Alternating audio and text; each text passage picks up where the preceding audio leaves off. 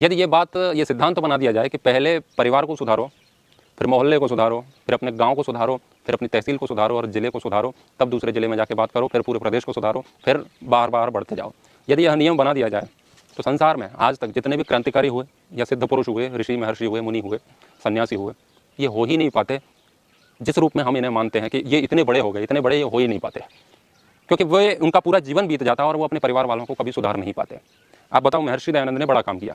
मैंने उनका गांव देखा है, महर्षि दयानंद जी का, टंकारा, और वहाँ पर कुछ लोग ऐसे हैं जो ये भी नहीं जानते कि महर्षि दयानंद कौन है। मतलब नाम सुना है, प्लेट व्लेट लगी है इसीलिए, लेकिन उन्होंने क्या किया वो नहीं जानते।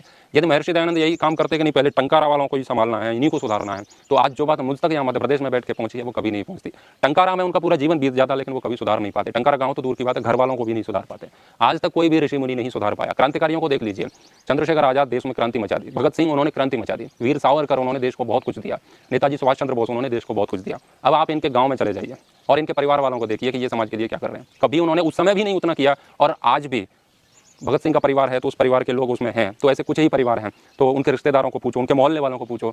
भगत सिंह के गांव में चले जाओ, लायलपुर से कितने क्रांतिकारी निकले जो आज पाकिस्तान में हैं, कहाँ से कितने निकले। चंद्रशेखर आजाद के गांव चले जाओ आप, वहाँ से जाकर के बात करो कि इस गांव से कितने क्रांतिकारी हुए, कोई नहीं हुआ। यदि वे यही चाहते कि हम पहले गांव से क्रांतिकारी खड़े करेंगे, परिवार से करेंगे, तो कभी नहीं हो सकता था।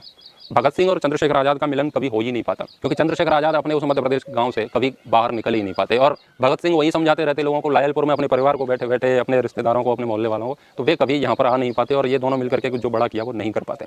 शंकराचार्य के परिवार में आप जाकर के देख लो, आदि गुरु शंकराचार्य कहाँ, अभी उनके परिवार तो नहीं, लेकिन जितना भी जो भी है उनका जहाँ पर जन्म हुआ वहाँ पर देखो, है ना, उधर पूरा वामपंथ और वो सब फैला हुआ है। बताओ वे कितने ब्रह्म की बातें करते थे, तो वे अपने प्रदेश को सुधार नहीं पाए। राजीव दीक्षित जी के गाँव में चले जाओ, उनके कारण हमारे जैसे लोगों का जीवन बदला, बहुत लोगों, हजारों लाखों लोगों का जीवन बदला।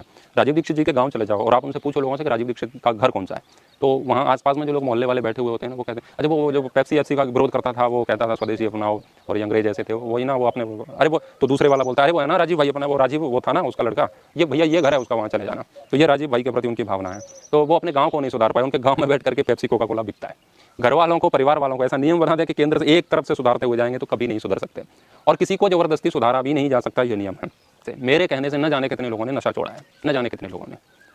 और मेरे पिताजी बीड़ी पीते हैं, पहले भी पीते थे, आज भी पीते हैं, और वो जब तक शमशान नहीं पहुंच जाते तब तक पिएंगे। उनको ऐसा नहीं है, समझाया नहीं है, समझाया है, नहीं मानते, नहीं मानते तो क्या करेंगे। यदि मैं ये नियम बना के चलता कि नहीं पिताजी जब तक बीड़ी नहीं छोड़ देते तब तक मैं किसी को नशे के लिए कहूँगा नहीं, तो क्या ये जितने लोगों ने मेरे कहने से नशा छोड़ा है वे छोड़ पाते? क्योंकि मुझे पता है मेरे पिताजी मर नहीं जाएंगे तब तक बीड़ी पिएंगे, तो इसका मतलब क्या मैं अपना ये जो भी कुछ लोगों को समझाता हूँ नशे पर, ये मना कर दें?